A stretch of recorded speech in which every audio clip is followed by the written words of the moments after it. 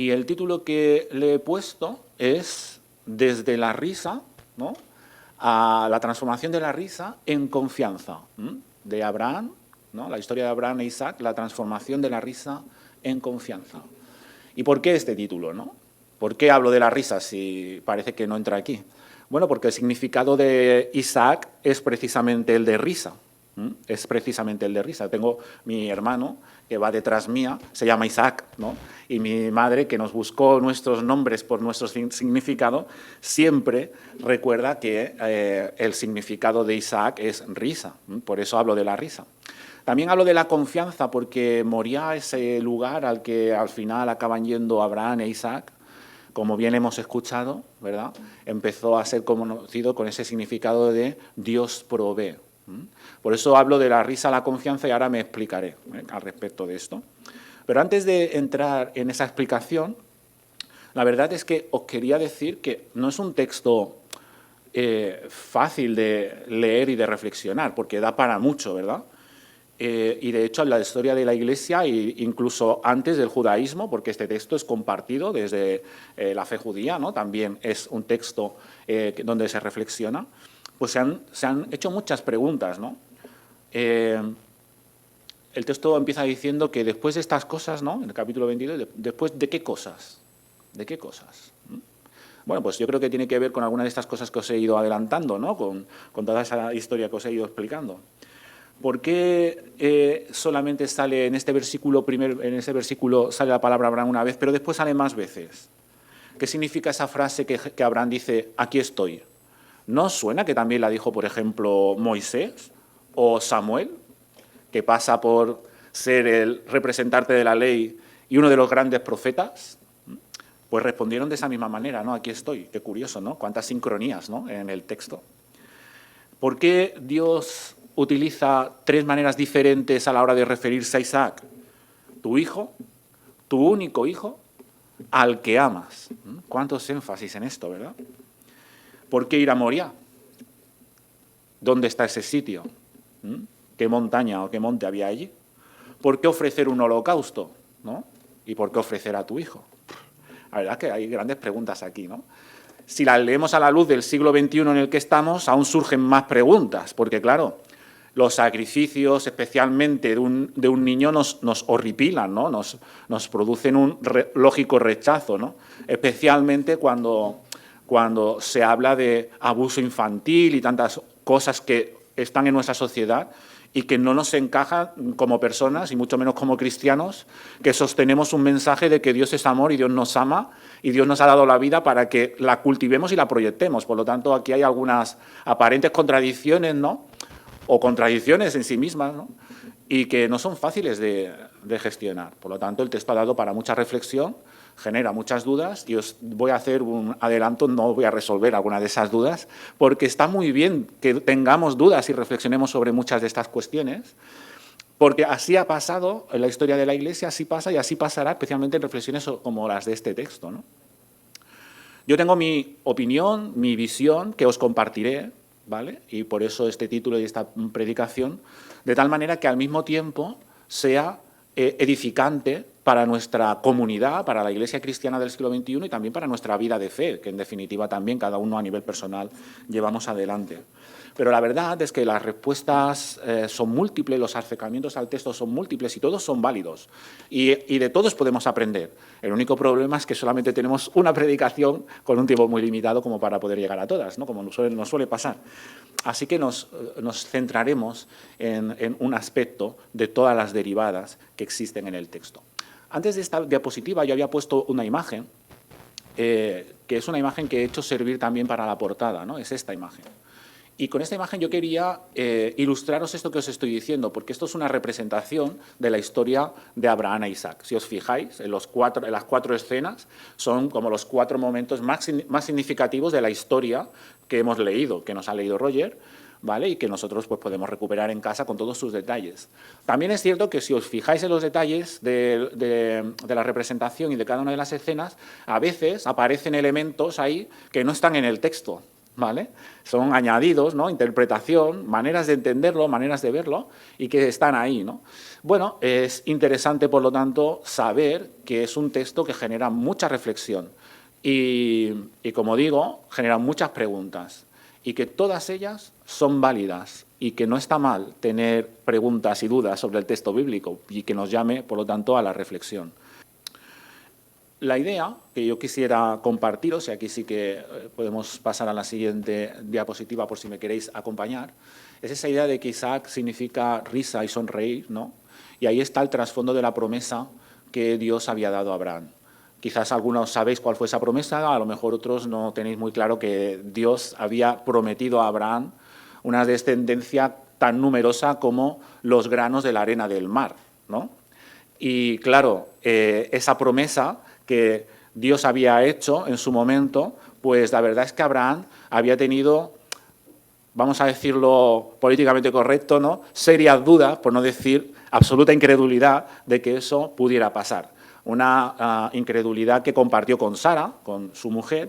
Ambos no acabaron de creerse la promesa que Dios les había dado, de que iban a ser padres. La historia cuenta que él era avanzado en la edad, etcétera, etcétera. No parecía que encajara en la lógica que esa promesa se pudiera hacer realidad, ¿no?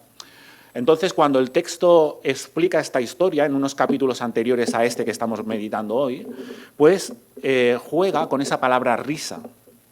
Juega con esa palabra risa.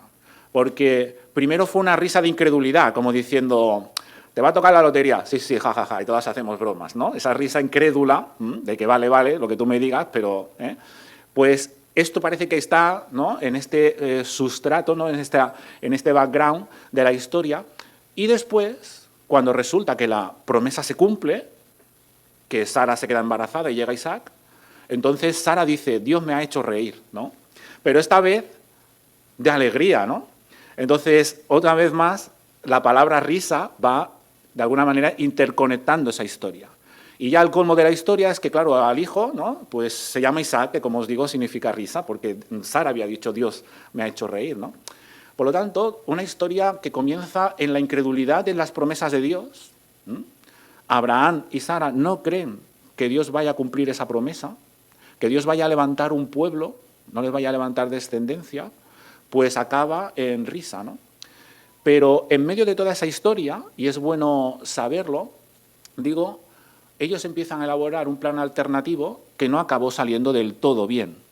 Y es que como ese hijo no llegaba en los tiempos en los que ellos consideraban que tenía que llegar, pues entonces elaboraron un plan y dijeron, bueno, vamos a ver, Abraham, ya que yo no te puedo dar hijos y tal, pues entonces puedes tener un hijo con la esclava, con Agar, y ese hijo pues será como nuestro hijo. Bueno, que hay unos conceptos de familia que a nosotros nos quedan lejos, etcétera, etcétera, pero eso es así, ¿no? La historia cuenta esa historia, y no me voy a meter en esos detalles. La cuestión es que nace un niño de esa relación, y ese niño se llama Ismael. Curiosamente, ¿qué significa? Dios oye. Significado que sé porque mi madre busca los nombres de sus hijos con pensamiento de lo que significa, ¿vale? Entonces, Agar tiene un niño que se llama Ismael. Y este niño, ya sabéis, ¿no?, va creciendo, empiezan a haber comparaciones cuando finalmente llega Isaac, el hijo de la promesa, de Sara, y empiezan a haber comparaciones entre ellos. Y en el capítulo anterior al que estamos considerando, entonces resulta que esas comparaciones que empieza a haber, y Agar, que era la madre de Ismael, y Sara, que era la madre de Isaac, pues ya os podéis imaginar, aunque eso esté años luz de nuestra cultura, pero las emociones, los sentimientos, los celos, las envidias, eso pasa por todas las épocas de la historia de la misma manera, ¿verdad? Por lo tanto, eso está ahí en ese sustrato de la historia. Y por lo tanto, hay un momento donde se toma una decisión, y es que Agar marcha de, digamos, el hogar, y marcha con Ismael. No es que marche voluntariamente, los echan, Abraham y Sara, pues los echan. Abraham sufre esa decisión, pero finalmente consiente en esa decisión y los echan, hasta el punto que justo en el capítulo anterior, Agar, Ismael, dicen que están como bajo una planta en el desierto, ¿verdad? Y Agar llora porque se ve sin sustento para su hijo. hasta el punto de que se separa del hijo porque no le quiere ver morir. Y cuenta la historia, ¿no? Cuenta la historia bíblica, que la podéis leer, que está en el capítulo de antes, que yo os estoy haciendo este resumen, pues cuenta que Ismael pues ora y ora, ¿no? Dios lo ve y entonces le dice a Agar, no te separes de tu hijo, ve con él, yo os voy a cuidar y de él también va a salir un gran pueblo, va a salir un gran pueblo. Y así ha sido la historia, ¿de acuerdo? Los ismaelitas, ¿no? Que se consideran pues todo el pueblo árabe en la actualidad. Vale. Pues esta es un poco la historia previa. ¿Pero por qué digo que no acabó bien? Bueno, porque ese atajo que tomó Abraham en su momento, junto con Sara, antes de que Dios cumpliera la promesa, pues generó todas estas envidias, todos estos celos, las dificultades de Agar, de Ismael, esta ruptura, ¿no? Este mal, que muchos incluso aseguran llega hasta los días de hoy, ¿no? El trasfondo de la promesa es lo que está en esta historia del sacrificio de Isaac. Porque si no tenemos ese trasfondo, entonces creo que no vamos a comprender desde mi punto de vista muy bien qué pasa, el por qué Dios dice o la historia dice que Dios probó la fe de Abraham, ¿no? La primera cosa que tenemos que tener en cuenta es el trasfondo de todo esto, ¿no? Es el fracaso de este plan. Sara se ríe de incredulidad, Dios transforma esa risa de incredulidad en una risa de genuina alegría, pero por el camino, Sara y Abraham han hecho cosas que no han generado ningún bien. Por eso yo hablo de ese fracaso del plan humano, ¿no? De esa dresera que decimos en catalán, de ese atajo, ¿verdad? Gracias. De ese atajo que muchas veces tomamos. Si me permitís una pequeña parada en esta reflexión para sacar algo personal, ¿no? Porque ¿no os pasa a vosotros que muchas veces nosotros también tomamos atajos? ¿O no os pasa a vosotros de que muchas veces vamos más deprisa de lo que Dios va? Que vamos como más acelerados y queremos las cosas ya, ¿no? Que parece que no tenemos, ¿no? Esa paciencia para dejar que Dios obre y haga las cosas a su debido tiempo, ¿no? Queremos que las cosas pasen ya, y pasen como nosotros tenemos en nuestra cabeza. Antes os hablaba que probablemente lo que Dios tiene detrás de todo esto, ¿no? El nacimiento de Isaac, etcétera, esta promesa, está en el marco del plan de vida de Dios para la humanidad. Si el ser humano, creado a imagen y semejanza, que ha recibido ese regalazo de la vida, no lo había apreciado, lo había perdido, Dios quiere que recupere ese regalo. Entonces os dejaba con la incógnita, ¿no? ¿Qué pasó allí, ¿no? En el paraíso, si me permitís la expresión? Lo que sí que sabemos por la historia es que si tú miras y analizas el relato de la caída, como lo solemos decir, veremos que el ser humano, que tenía buena relación, Adán y Eva, tenían buena relación, acaban, tú tienes la culpa, no, fuiste tú que me dijiste, acaban con las relaciones rotas. El ser humano, que estaba bien consigo mismo porque caminaba desnudo, sin ningún tipo de problema, ¿no? Se tapa con vergüenza, ¿os fijáis? El ser humano empieza a tener los primeros complejos, los primeros problemas personales, ¿no? El ser humano que estaba en plena relación con la naturaleza, compartiendo los frutos del huerto, compartiendo con los animales, resulta que tiene que trabajar para vivir y se rompe la comunión con la naturaleza. Pero lo más importante es que Dios, que caminaba junto con el ser humano por el huerto y hablaba con el ser humano de tú a tú, acaba, si me permitís la expresión, yéndose al cielo, ¿vale? Y el ser humano aquí porque se rompe esa comunión entre el Creador y el ser humano. Creo que la promesa, esa promesa de Isaac, esa promesa de Abraham, esa promesa de un pueblo, no es porque quiere un pueblo especial, no, está enmarcada en devolver la vida al ser humano a través de un pueblo que va a significar su mensaje de vida para ellos mismos y para los demás. En eso estaban. Y el primer problema que hubo es que quizás a Abraham y a Sara les faltó confianza en el proyecto de vida, si me permitís, de salvación de Dios para el hombre.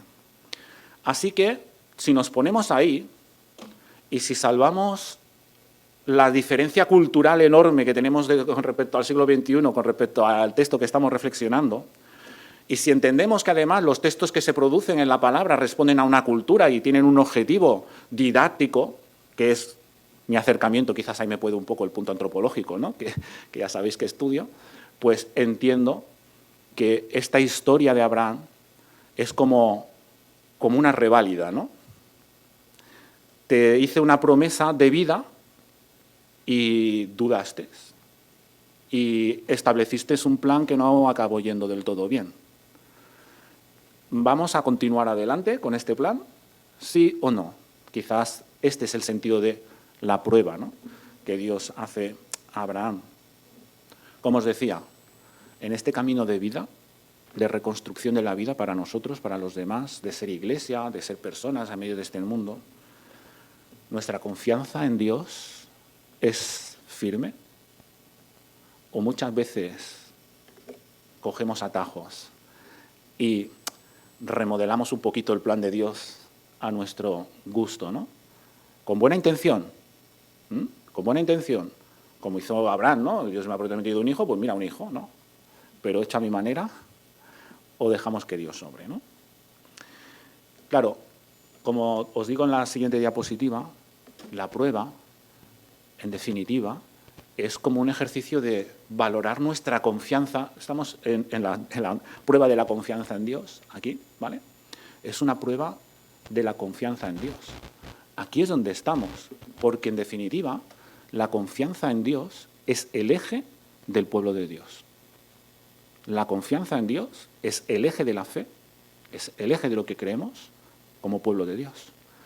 Su plan, ese plan que yo resumo tan cortitamente como devolvernos la vida, es un plan muy grande. Además es un plan dinámico, no es estático, está en movimiento. Llevamos mucha historia, Dios lleva mucha historia obrando en la humanidad y probablemente la que queda. Requiere paciencia. Muchas veces en ese plan parece que no vemos lo que queremos, como Abraham y Sara no veían el hijo de la promesa en los tiempos que ellos creían, ¿no? Y como digo, tenemos esas tentaciones muchas veces, y tentaciones no, decisiones, ¿no?, de cambiar la marcha a nuestra manera.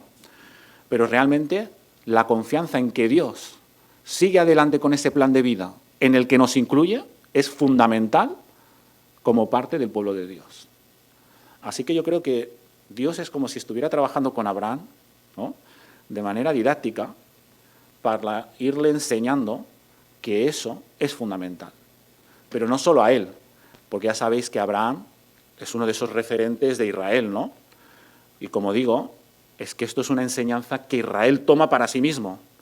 Israel, el pueblo de Dios de la época, si lo podemos decir de esa manera, y la Iglesia, el pueblo de Dios actual, ¿no? Por lo tanto, entiendo que ahí hay una seña de identidad vital que Dios trabaja didácticamente con Abraham, que está poniendo como eje central del seguimiento de su plan y que nos incluye a nosotros en un proceso también didáctico, ¿no?, de asumir. Vale, si esto es así, entonces, como Iglesia, también deberíamos de plantearnos que Dios sigue trabajando con nosotros y esperando de nosotros que pongamos en marcha en nuestras propias existencias y la de los demás ese plan de vida. A lo mejor somos nosotros también los que debemos de alguna manera empezar a creernos que el plan de Dios se va a llevar a cabo, que esa vida será compartida con nosotros. Acabo con el final de la historia, porque al final Dios provee un cordero. Dios no permite, obviamente, la muerte de Isaac. Yo soy de los que piensan que nunca estuvo en la mente de Dios, y no me voy a justificar ahora con el texto por no alargarme, nunca estuvo en la mente de Dios la muerte de Isaac, sino más bien la lección didáctica con Abraham en la línea de lo que os estoy comentando. Y cuando llegan al final, Dios provee en un momento determinado ese cordero y Dios, en este caso Abraham, llama a ese lugar Dios provee. Y es absolutamente maravilloso, ¿no? Porque cuando se está trabajando esta confianza, fe, como seña de identidad, uno al final tiene que llegar a la conclusión de que, aunque no veas, aunque no todo te encaje racionalmente, aunque todo no vaya a los ritmos y a los tiempos que tú crees que tienen que ir las cosas, Dios al final proveerá lo que necesitas para que ese plan se haga en tu vida y en la humanidad. Y lo hará de una manera que a lo mejor tú nunca vas a llegar a pensar, como la aparición de ese cordero en la historia. Lo que está claro es que Dios intervendrá y Dios proveerá. Y esto ya es una lección maravillosa. A los ojos de Abraham, entiendo. Yo creo que está escrita con intención para enseñar al pueblo de Dios. No es una historia que pasa en la realidad, pero que obviamente se ha redactado muy bien para contener esto, ¿no? Y que en definitiva también nos toca a nosotros. Esas relaciones que antes os decías que estaban rotas, ¿no creéis que Dios las sigue restaurando en Jesús, en cada uno de nosotros? Y ya está, porque mi vida todavía no está. Y muchas veces me veo apostando por el atajo, cuando quizás debería de apostar por el Dios proveerá, ¿no? Y en lo personal y como iglesia, como comunidad, en este proyecto que hemos reiniciado, este proyecto de iglesia pequeña pero con propósito que queremos llevar adelante. Ya tenemos todo lo que nos gustaría. Hombre, confiamos que Dios nos cuida, que Dios nos va a ayudar, pero claro, nos gustaría ser como aquella otra iglesia, nos gustaría tener no sé qué ministerio. No sé. A veces podemos caer en la tentación de querer acelerar, ¿no? De querer meter la marcha. Pero Dios proveerá. ¿Acaso nos ha faltado algo? ¿Acaso nos falta algo ahora? Tenemos lo que necesitamos. Y si eso es como comunidad, ¿no es eso también en cada una de nuestras vidas? Yo me quedo, como final de la reflexión, en que Dios quiere que vivamos una vida con mayúsculas. Quiere devolvernos la humanidad que Él pensó para nosotros y que de alguna manera vislumbramos en el relato del paraíso, que yo os lo he explicado muy rápidamente en términos de relaciones, pero que podríamos ampliar eso de muchas maneras. Dios quiere eso, pero necesitamos tener confianza en el plan de Dios, en esa nueva humanidad que Dios está construyendo ahora con el Cordero en mayúsculas, que es Jesús. Y aunque no todo nos cuadre, aunque no veamos todas las cosas, aunque no todo sea racional, aunque no todo parezca a nuestro gusto ni a nuestros tiempos, pero lo verdaderamente importante en la identidad del pueblo de Dios es saber que Dios proveerá y cumplirá su plan. Eso es lo verdaderamente importante. ¿Estamos dispuestos a dejar que Dios obre y provea para nuestras vidas en lo que necesitamos, a nivel personal, a nivel de iglesia? ¿Cómo está tu relación con Dios? ¿Desde dónde miras a Dios? Bueno, cada uno con su mochila, con sus dudas, con sus cuestiones, ¿verdad? Si hay algo que me gusta de esta historia, es que Dios trabajó con todos los que intervinieron en la historia, desde Sara, Agar, Ismael, Isaac, Abraham, con todos, y con todos trabajó para bien, porque Dios proveerá, incluso por encima de nuestras equivocaciones o de nuestras expectativas. Yo estoy convencido de que Dios va a seguir obrando en tu vida, igual que va a seguir obrando en la vida de nuestra iglesia, en la vida de la iglesia con mayúsculas. Así que me quedo con un versículo, con el último de los versículos, ¿vale? La última de las diapositivas. A este sitio Abraham le puso por nombre: el Señor provee. Por eso hasta el día de hoy se dice: en el monte del Señor será provisto lo necesario. En cada una de nuestras vidas será provisto lo necesario. En nuestra comunidad será provisto lo necesario. Y es cierto, tenemos que aprender, y es un camino de transformación, a confiar en los planes de Dios. Pero Él nunca falla, siempre está ahí. Que el Señor nos bendiga y bendiga su palabra.